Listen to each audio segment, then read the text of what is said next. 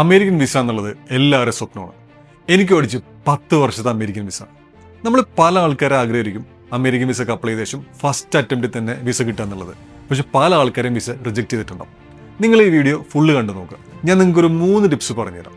നിങ്ങൾക്ക് 100% ഗ്യാരണ്ടിയിൽ visa reject ആവുകൊണ്ട് എങ്ങനെ American visa first അറ്റംപ്റ്റിൽ തന്നെ നിങ്ങൾക്ക് കിട്ടാന്നുള്ളത്. നിങ്ങൾ എൻ്റെ ചാനൽ ആദ്യമായിട്ടാണ് കാണുന്നുണ്ടെങ്കിൽ നിങ്ങൾ ലൈക്ക് ചെയ്യുക, ഷെയർ ചെയ്യുക, സബ്സ്ക്രൈബ് ചെയ്യുക.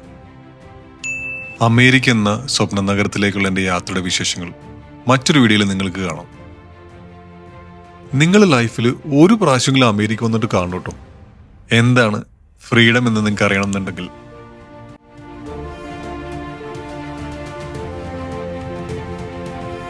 ഡേവ്സ് വ്ലോഗിന്റെ മറ്റൊരു എപ്പിസോഡിലേക്ക് എല്ലാവർക്കും സ്വാഗതം. അമേരിക്കൻ വിസയുടെ നട്ടിലെന്നുള്ളത് DS-160 ഫോം എന്നുള്ള ആപ്ലിക്കേഷൻ ഫോമാണ്. നിങ്ങളത് വളരെ കെയർഫുൾ ആയിട്ട് നിങ്ങൾ ഫില്ല് ചെയ്തിട്ടുണ്ടെങ്കിൽ നിങ്ങളുടെ വിസ ഒരു കുഴപ്പമില്ലാണ്ട് നിങ്ങളുടെ വിസ അപ്രൂവ് ആവും. അപ്പോൾ ഈ കാണുന്നതാണ് DS-160 ഫോം. ഇത് നിങ്ങൾ കറക്റ്റായിട്ട് ഫില്ല് ചെയ്യുക. നിങ്ങളുടെ പാസ്പോർട്ട് ഡീറ്റെയിൽസ് ഉണ്ടാവും, നിങ്ങളുടെ പർപ്പസ് ഉണ്ടാവും, നിങ്ങൾ എവിടെയാണ് ട്രാവൽ ചെയ്യുന്നത്, ആരാണ് മീറ്റ് ചെയ്യുന്നത് എന്നുള്ള ഫുൾ ഡീറ്റെയിൽസ് ആയിട്ട് നിങ്ങൾ ആപ്ലിക്കേഷൻ സബ്മിറ്റ് ചെയ്യണം. ഈ DS-160 form US embassy accept ചെയ്ത് കഴിഞ്ഞിട്ടുണ്ടെങ്കിൽ നിങ്ങൾക്കൊരു ഇൻ്റർവ്യൂ ഡേറ്റ് കിട്ടും. നിങ്ങൾ ഓർത്തിരിക്കുക, ഒരു പ്രാവശ്യം ഫില്ല് ചെയ്ത് സബ്മിറ്റ് ചെയ്ത് കഴിഞ്ഞാൽ പിന്നെ നിങ്ങൾക്കത് ക്യാൻസൽ ചെയ്യാൻ പറ്റില്ല. ക്യാൻസൽ ചെയ്താൽ പിന്നെയും നിങ്ങൾ പുതിയൊരു ആപ്ലിക്കേഷൻ ഇടേണ്ടി വരും, പുതിയൊരു DS-160 ഫോം. അപ്പോൾ ചിലപ്പോൾ നിങ്ങൾക്ക് അപ്പോയിൻമെൻറ്റ് കിട്ടുന്നത് പിന്നെയും കുറേ നാൾ കഴിഞ്ഞിട്ടായിരിക്കും. പൊതുവേ ഇന്ത്യൻസിന് വിസ ഡേറ്റ് കിട്ടുന്നത് 1 വർഷത്തിന് ശേഷമായിരിക്കും. ഇത് നിങ്ങൾക്ക് വേണമെങ്കിൽ US എംബസിയുടെ വെബ്സൈറ്റിൽ നിങ്ങൾക്ക് എടുക്കാം. അതല്ലാന്നുണ്ടെങ്കിൽ നിങ്ങൾക്ക് ഏജൻസി ത്രൂ അവരെ സപ്പോർട്ട് എടുക്കുക എന്നുള്ളത്. നിങ്ങളിപ്പോൾ ഓർത്തിരിക്കുക, ഈ DS-160 ഫോം എന്നുള്ളത് വളരെ സിമ്പിളായിട്ട് ചെയ്യാവുന്ന കാര്യമാണ്. പക്ഷേ നമ്മൾ പല ആൾക്കാർക്ക് ഇതിനകത്ത് എക്സ്പീരിയൻസ് ഇല്ല. ചിലപ്പോൾ ലൈഫിൽ ആദ്യമായിട്ടായിരിക്കും ഈ ആപ്ലിക്കേഷൻ ഫോമൊക്കെ നമ്മൾ കാണുന്നത്. അപ്പോൾ തെറ്റ് വരുത്താതിരിക്കാനായിട്ട് നമ്മളെപ്പോഴും ഇത് ചെയ്ത് ശീലിച്ചിട്ടുള്ള അല്ലെങ്കിൽ ഇതിന് എക്സ്പീരിയൻസ് ഉള്ള ആരെങ്കിലും ഹെൽപ്പ് ചോദിക്കുന്നത് വളരെ നല്ലതായിരിക്കും. US വിസയ്ക്ക് വേണ്ടി പല ടൈപ്പുള്ള വിസയുണ്ട്. നമ്മൾ യാത്ര ട്രാവൽ ചെയ്യാൻ വേണ്ടി വിസയുണ്ട്, അല്ലെങ്കിൽ അവിടെ താമസിക്കാനുള്ള വിസയുണ്ട്, പല ടൈപ്പ് ഉണ്ട്. അപ്പം ഞാൻ അപ്ലൈ ചെയ്തത് B1 B2 എന്നുള്ള ട്രാവൽ ചെയ്യാനുള്ള വിസയാണ്. ഇപ്പോൾ ടൂറിസ്റ്റ് ആയിക്കോട്ടെ അല്ലെങ്കിൽ ബിസിനസ് ട്രാവൽ ആയിക്കോട്ടെ, ഇതൊക്കെ വരുന്നത് B1 B2 എന്നുള്ള വിസ കാറ്റഗറിയിലാണ്. അത് നമുക്ക് 10 വർഷത്തേക്ക് ആ വിസ കിട്ടും. മൾട്ടിപ്പിൾ എൻട്രിയാണ്, നമുക്ക് എത്ര പ്രാവശ്യം വേണമെങ്കിലും പോയിട്ട് വരാം ഈ 10 വർഷത്തിനുള്ളിൽ. ഈ DS-160 ഫോം എന്നുള്ളത് നിങ്ങളുടെ എല്ലാ ഡീറ്റെയിൽസും, അതായത് നിങ്ങൾ യാത്ര ചെയ്യുന്നത് ആരെ കാണാൻ വേണ്ടിയിട്ടാണ് അല്ലെങ്കിൽ എന്ത് പർപ്പസിനാണ് പോകുന്നത്, നിങ്ങളുടെ പാസ്പോർട്ട് ഡീറ്റെയിൽസ്, നിങ്ങളുടെ ഫുൾ ഡീറ്റെയിൽസ് നിങ്ങൾ അതിനകത്ത് ഫില്ല് ചെയ്യേണ്ടി വരും. ഈ DS-160 ഫോം അനുസരിച്ചിട്ടാണ്, സബ്മിറ്റ് ചെയ്യുന്നതനുസരിച്ചിട്ടാണ് നിങ്ങൾക്ക് ഇൻ്റർവ്യൂ ഡേറ്റ് കിട്ടുന്നതും.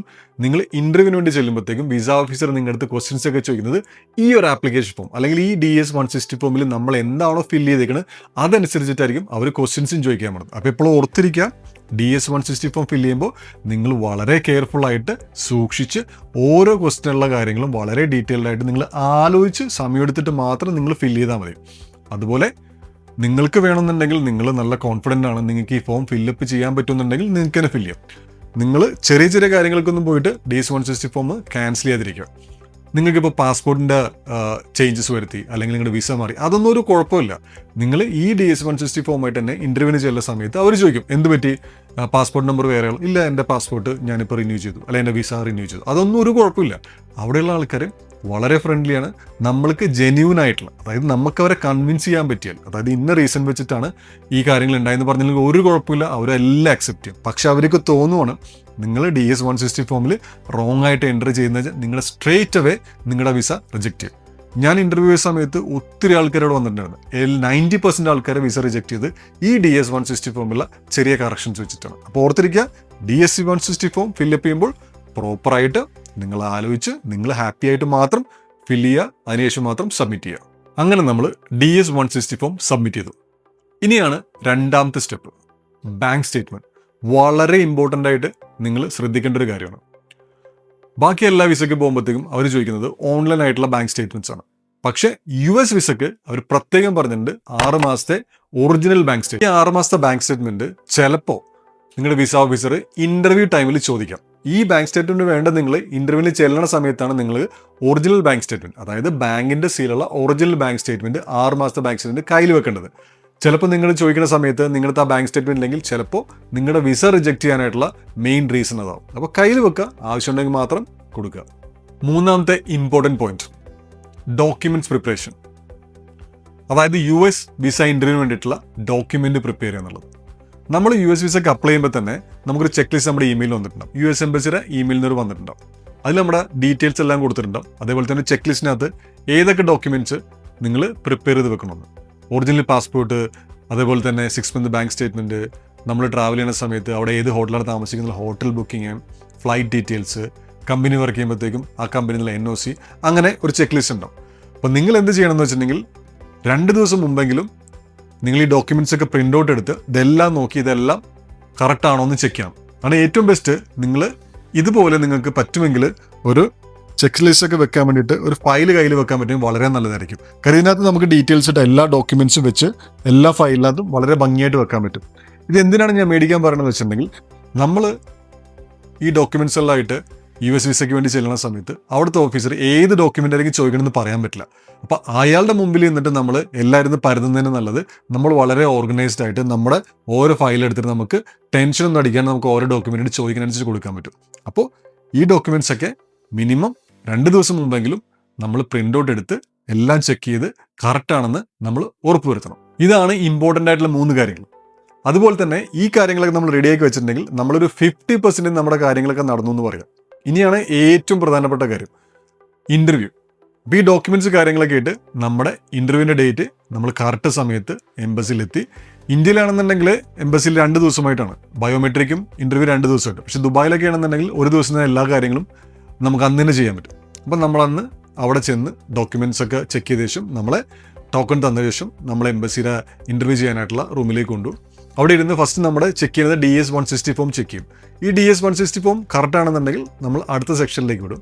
അത് ബയോമെട്രിക്സ് ആണ്. ആ ബയോമെട്രിക്സും കഴിഞ്ഞ ശേഷം നമ്മുടെ ഇൻ്റർവ്യൂവിന് വേണ്ടി വെയിറ്റ് ചെയ്യാൻ പറയും. ഓർത്തിരിക്കുക, നിങ്ങളുടെ DS-160 ഫോം എന്നുള്ളത് കറക്റ്റ് അല്ല എന്നുണ്ടെങ്കിൽ അവിടെ തന്നെ റിജക്ട് ചെയ്ത ശേഷം നിങ്ങൾക്ക് വേറെ അപ്പോയിൻമെൻറ്റ് എടുക്കാൻ നിങ്ങൾ അവിടെ തന്നെ പറഞ്ഞു. ഇതെല്ലാം നിങ്ങൾ കഴിഞ്ഞിട്ടുണ്ടെങ്കിൽ നിങ്ങളെ വിസ ഇൻ്റർവ്യൂവിന് വേണ്ടിയിട്ട് വെയിറ്റ് ചെയ്യാൻ വേണ്ടി പറയും. വിസ ഇൻ്റർവ്യൂ ഇത് വളരെ ഇമ്പോർട്ടൻ്റ് ആണ്. നിങ്ങളൊരു കാര്യം എപ്പോഴും ഓർത്തിരിക്കുക, വിസ ഇൻ്റർവ്യൂ എന്നുള്ളത് നിങ്ങൾ ഒരു കാരണവശാലും ടെൻഷൻ അടിക്കാനേ പാടില്ല. അവിടെ ഇരിക്കുന്ന നമുക്ക് എപ്പോഴും വേണ്ടത് വളരെ കൂളായിട്ട് കാമായിട്ട് ആ വിസ ഓഫീസർ ചോദിക്കുന്ന ക്വസ്റ്റ്യൻസിനൊക്കെ വളരെ കൺവിൻസിങ് ആയിട്ട്, അതായത് ആ ഇരിക്കുന്ന ഓഫീസറിന് കൺവിൻസ് ആവുന്ന വിധത്തിലുള്ള ആൻസേഴ്സ് കൊടുത്തിട്ടുണ്ടെങ്കിൽ ഒരു കുഴപ്പമുണ്ടാവില്ല, നിങ്ങളുടെ വിസ പ്രോപ്പറായിട്ട് നിങ്ങൾ കിട്ടും.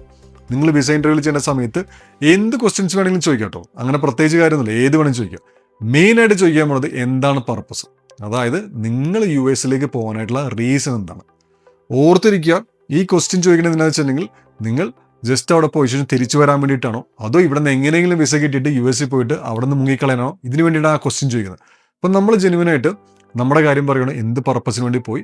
അത് കൺവിൻസ് ആയിട്ടുണ്ടെങ്കിൽ പൊതുവേ ഒരു 90% ക്വസ്റ്റ്യൻസ് പിന്നെ അതിന് ചോദിക്കലുണ്ടാവില്ല. പക്ഷെ അത് കൺവിൻസ് ആയില്ലെങ്കിൽ ചിലപ്പോൾ വിസ ഓഫീസേഴ്സ് ബാങ്ക് സ്റ്റേറ്റ്മെൻറ്റ് ചോദിക്കാം, എവിടെ താമസിക്കുന്ന കാര്യങ്ങൾ ചോദിക്കാം, എന്തിനാണ് പോകണമെന്ന് ചോദിക്കാം, കൂടുതൽ ഡീറ്റെയിൽസ് ചോദിക്കാം. പക്ഷേ എത്ര ക്വസ്റ്റ്യൻസ് ചോദിച്ചിട്ടുണ്ടെങ്കിലും നിങ്ങൾ ഒരിക്കലും ടെൻഷൻ അടിക്കേണ്ട ആവശ്യമില്ല.